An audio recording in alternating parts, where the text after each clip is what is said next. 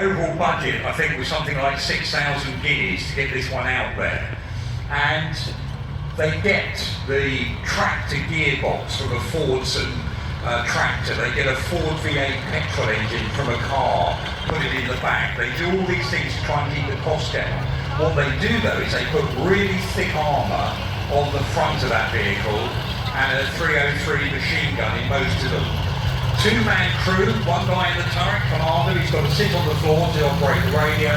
Driver you can see in the front, hatch open, the only way you can see where he's going. If he closes that, he's got a tiny little periscope. The graph. That goes into service at the end of the 30s, and it's already getting the design for its replacement is going on, which is the tank behind it, the WW2.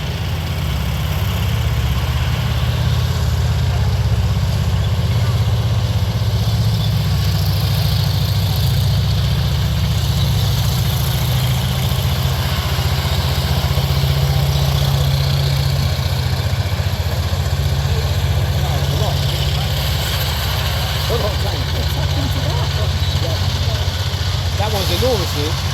What? The one with the camo, the yellow and green camo, is a pretty big target. What's the one behind it, the mini all exposed? That's a little recon car. Cool, I like that. 40, and famously a battle at a place called Arras, where the 4th and 7th Royal Tank Regiments sweep down the hillside from Pittigrew and go into the flank of the 7th Armoured Division, the Germans there, who were advancing under Rommel to the coast. Really panicked the German army at that particular moment until Rommel comes back, establishes a gun line, some 88mm to stop these tanks. But it gave breathing space to Britain to be able to reinforce Dunkirk, Boulogne, Calais. We saved our army. So even though they're a modest tank, they really had an important part in basically saving Britain and of course then Europe at that particular time. We had an army still, therefore, to fight with.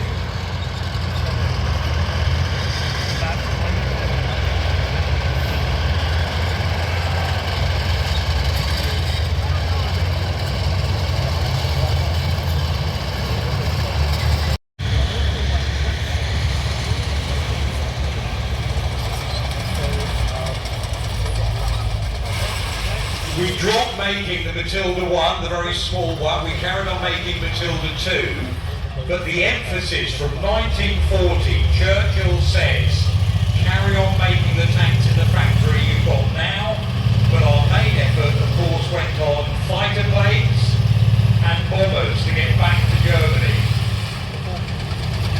Tanks went on the back burner. They were grade 2 in the list of priorities for Britain in 1940 and 1941.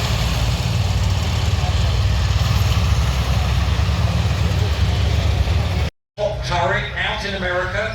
He does a new design of that top turret because we like the radio in the top. That's another big difference. The Americans put the radios in the hull. The M5 Stuart. Now, Stuart was under gun. This tank isn't under gun. This is a replacement for the Stuart. This is the M24 Chaffee, specifically designed as a light. It allowed the British to engage his anti-tank guns at range. And remember, most tanks are knocked out by anti-tank guns, not by other tanks. This is a medium tank they really wanted to build. It came online in time for the Battle of Alamein in 1942. This is the M1A1 Sherman. Quite possibly, the Sherman mark the most important Allied tank in World War II. The Russians weren't Allied, the T-34 was, but this tank, the sheer volume of its production throughout World War II, the Americans managed to produce 50,000 Sherman, very nearly. One of the major criticisms of the early marks of the Sherman that they were prone to being penetrated and prone to fire. That was partly to do with poor ammunition stowage, which was put right in later marks, and of course by adding extra armour, PK armour on the outside. The other major... Great opportunity here to see, we've got a T-34-85 coming on, almost a Russian equivalent of the Sherman, mass production, huge numbers, and of course the Russians, they're looking at tanks and artillery, that's it. They don't give a monkeys about their Navy, their Air Force. They are just going to make an enormous amount of artillery shells, tubes to launch those artillery shells, and tanks. That's going to be the Russian way of war. Now the T-34-85, this is the one with a bigger turret, 85mm gun, starts the war with a 76mm gun on it.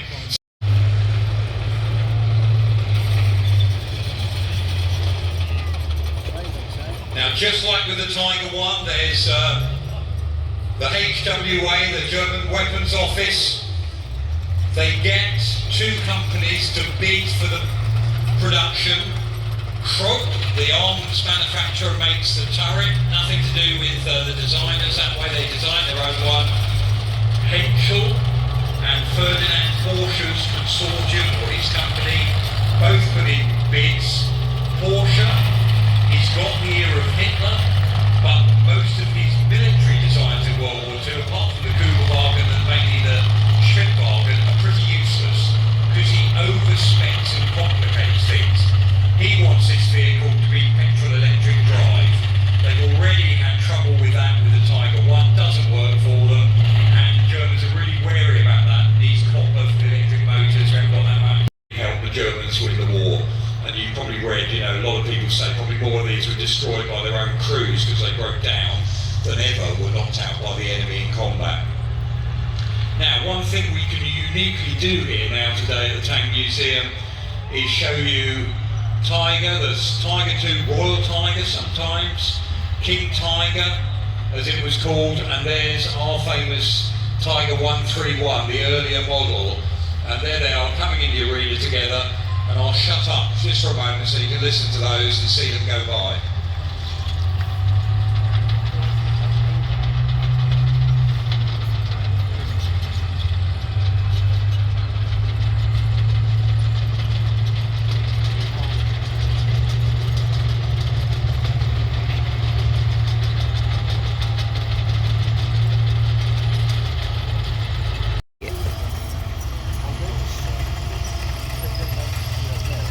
Where's 131?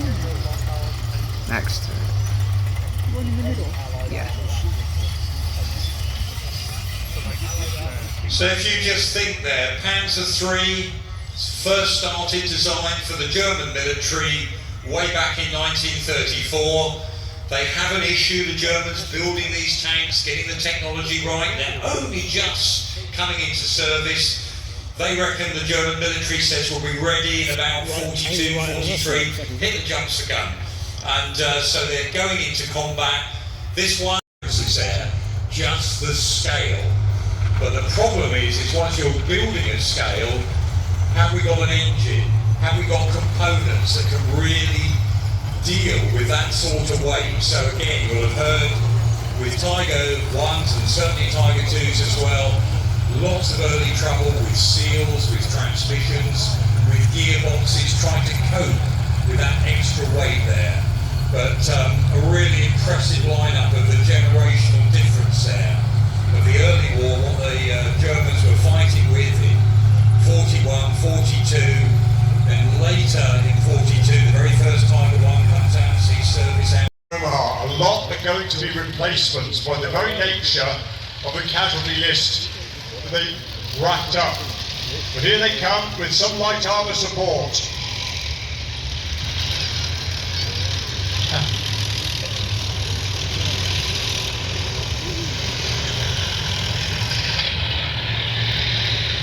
We've got an M5 light tank, and we've also got a Chaffee. Now the Chaffee, you'll notice, is painted up in British colours, which suggests that it's part of the 7th Armour Division who use the Chaffee as one of their reconnaissance vehicles. The Americans are running to a Kampfgruppe, a small group of Germans, an ad hoc group pulled together to defend the fatherland, and laying down fire now.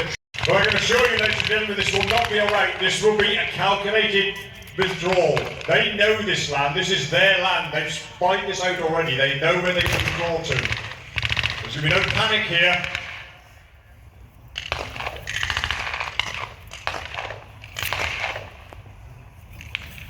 Many of the Allies, British and American, simply could not understand why the Germans just didn't give up. The war was over. Why are they still fighting? Why are people still dying? Now, was so resilient because they know that they have armour support. And here it comes. Again, it's a mixed unit. So we've got SDKFZ 222 light armoured car, first used in North Africa. You'll see photographs of Rommel standing on the top of one of these, doing all the groups. We've got a Tiger 2, a King Tiger, König Tiger, and backing up is SDKFZ Handbag 251 armoured personnel carrier. And my goodness, a Spitfire, ladies and gentlemen. There it goes. Fly over now. That is going to rattle the Germans. They will have had one eye on the sky. They will have had one eye on the sky throughout this engagement because the one thing the Allies have got, he's coming around again for another look. Here he comes. Hear that griffin roar, ladies and gentlemen.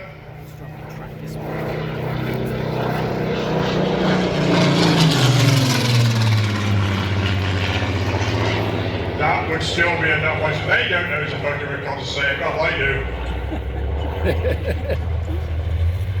That will be reporting back so that we know what kind of position all along the line. They'll be checking on the degree of resistance at each point on the advance.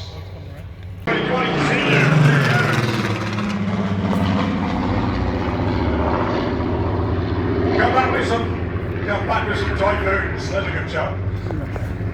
He can't do anything. He could have shot up the light armoured car had he had 20mm cannon, which he hasn't got. He's completely unarmed. He could not have King Tiger.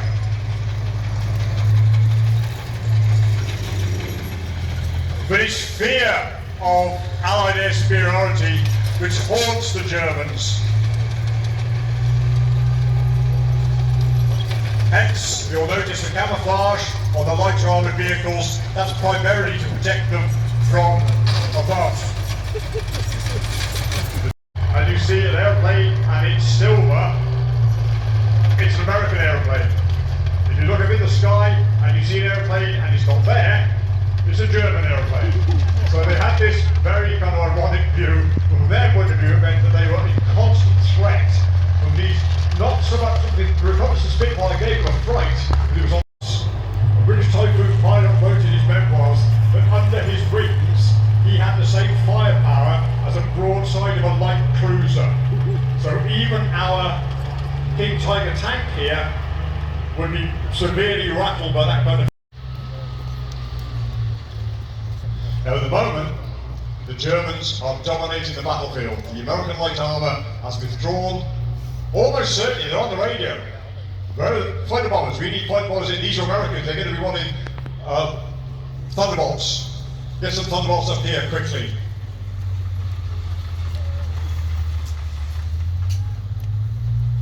So for the moment, the American advance has been halted. Now why don't these young Germans simply give in? Why don't they just accept what's going on? Well, there are a variety of reasons. Some of them might be ex-Hitler youth inculcated with the philosophy of Nazism. Some of them may be afraid. They've seen the bodies hanging from telegraph poles with the signs around their necks saying this coward refused to fight for the fatherland. SS death squads are roaming behind the line. They might be doing what soldiers normally do, fighting for the bloke next to them. Come across that again and again.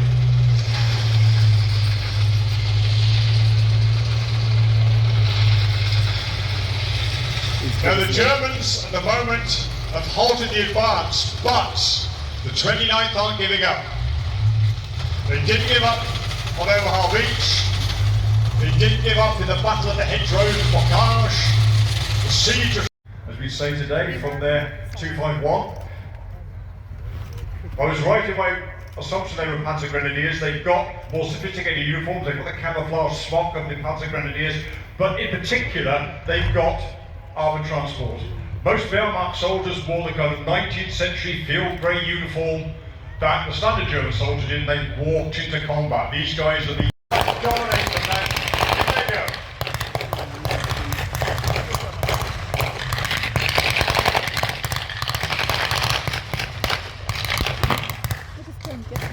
Anyway, come on, Germans here are using the MP40 submachine pistol. That was not as widely available to the standard Wehrmacht soldier at this stage in the war as it would have been. I can see at least one Russian soldier in there as well that has been looted. Eastern front. 29. They've got far more automatic firepower here. They've got Thompsons, they've got a BAR, Browning automatic rifle. And the idea is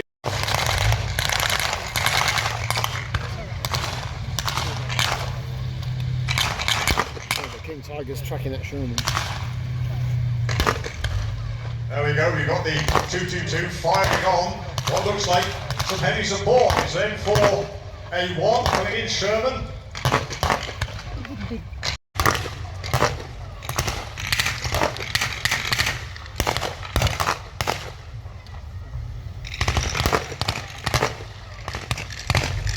At the moment this has become a bit of a standoff between the armour and a serious firefight between the infantry. The Panzer Grenadiers are outnumbered, but they're not giving up.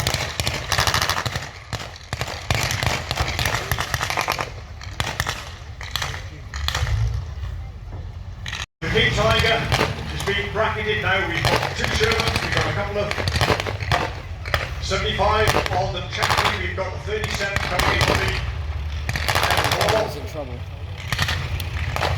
A lot is going to depend on whether or not the Americans can gain dominance on this battlefield. It's wow, everything. My goodness, Big Tiger's been hit from every direction.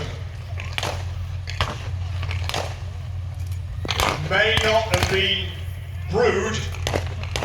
2.1 has been brewed. It may not have been brewed, but that crew is going to be,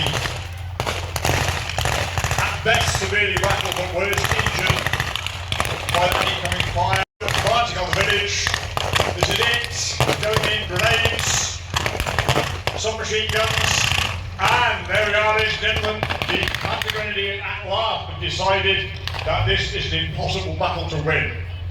There's a white flag being shown there. Again, we have coloured smoke being laid down to mark the position of friendly forces.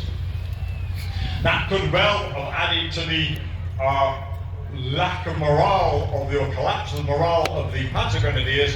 They may well have thought that smoke was to mark them as a target for aerial attack. So one way or another, they've decided now some of those young Germans will be resentful. There's evidence that some of them, for instance, refused to accept medical assistance when they were.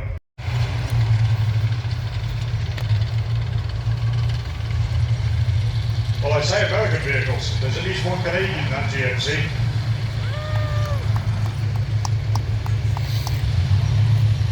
By the way, while we're waiting for the form up, if you look at the GMC, thank you for that one, Alec.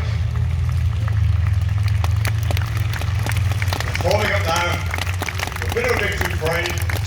Oh, well done. Yes, give a round of applause. Fury.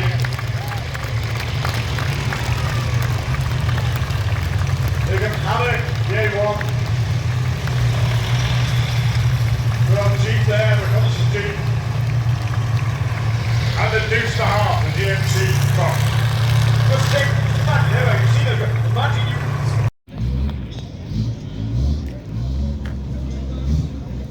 Switch.